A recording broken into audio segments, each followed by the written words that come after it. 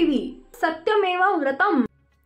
राज्यात महायुती सरकारची स्थापना झाली त्यानंतर मुख्यमंत्री उपमुख्यमंत्र्यांचा शपथविधी झाला।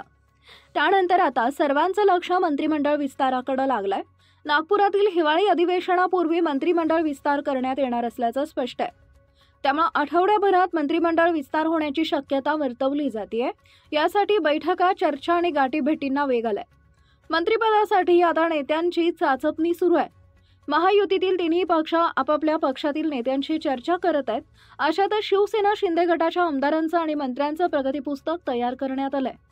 कोणाला संधी, कोणाला डच्चू। राज्य मंत्रिमंडळात समावेश करण्यासाठी शिवसेनेच्या माजी मंत्री आणि संभाव्य मंत्रिपदासाठी इच्छुक असणाऱ्या आमदारांचे प्रगती पुस्तक शिवसेनेनं तयार केलंय। शिवसेनेच्या प्रगती पुस्तकात 2 माजी मंत्री नापास झाल्याची देखील माहिती समोर आली आहे। शिवसेनेच्या प्रगती पुस्तकात माजी मंत्री संजय राठोड आणि अब्दुल सत्तार नापास झाल्याच्या चर्चा आहेत। शिवसेनेच्या प्रगती पुस्तकात मंत्रिपदासाठी इच्छुक असणारे 5 आमदार नापास झालेत। शिवसेनेचे मंत्रिपदासाठी इच्छुक असणारे भरतशेठ गोगावले, संजय शिरसाट, प्रताप सरनाईक, अर्जुन खोतकर आणि विजय शिवतारे पास झाल्याची माहिती आहे। महायुतीमध्ये शिवसेनेला 13 ते 14 मंत्रिपद मिळणार असल्याची माहिती आहे। यापैकी 10 ते 12 मंत्र्यांना याच आठवड्यात मंत्रिपदाची शपथ दिली जाणार आहे।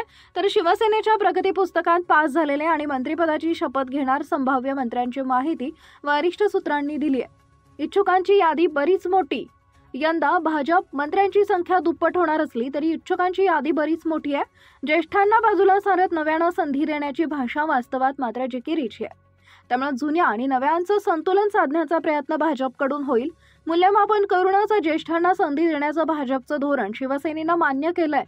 त्यामुळे अब्दुल सत्तार, दीपक केसरकर, तानाजी सावंतांची मंत्रिपदाची वाट बिकट मानली जात होती। उदय सामंत, शंभूराज देसाईंचा रस्ता मात्र मोकळा मानला जातोय।